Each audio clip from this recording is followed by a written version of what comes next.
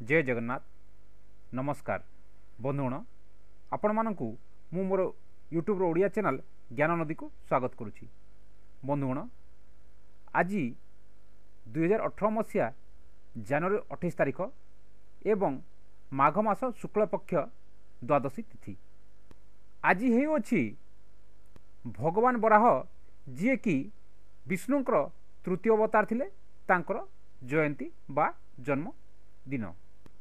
पुराण अनुसार थरे सनक सनंदन सनातन एवं सनत कुमार चारि ऋषि भगवान विष्णु को दर्शन करने वैकुंठ जाइतिले, किंतु विष्णु द्वारपाल जय एवं विजय तांकु भीतर को छाड़िले नहीं एवं अपमान देले।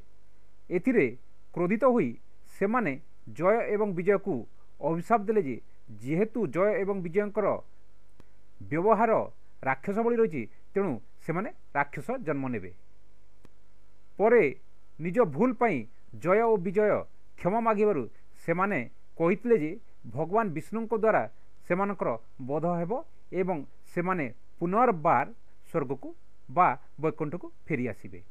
एहा परे जय एवं विजय कश्यप ऋषिंक स्त्री दिति गर्भरु हिरण्यकशिपु एवं हिरण्याक्ष नाम जन्म नेले।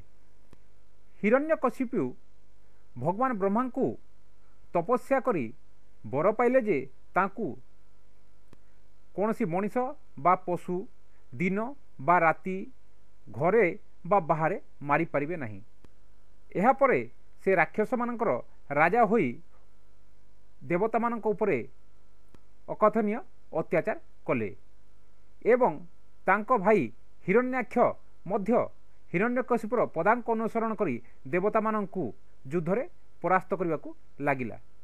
से भूदेवी बा पृथ्वी को रसातल को नहीं जाई बा जलरे बुड़ाई देला। भूदेवी को रक्षा करने पई भगवान विष्णु बराह रूप धारण कले एवं से तांकर दुई दांतरे पृथ्वी को जलर उठाई यथास्थान स्थापन कले एवं हिरण्याक्ष असुरर वध कले।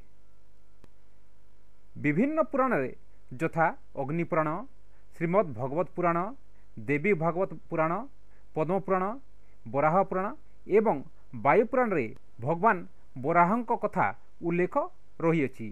मात्र से कहानी मानक मध्य सामान्य तारतम्य देखा जाए।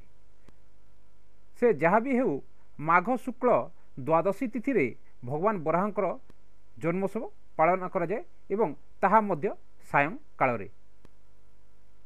धन्यवाद।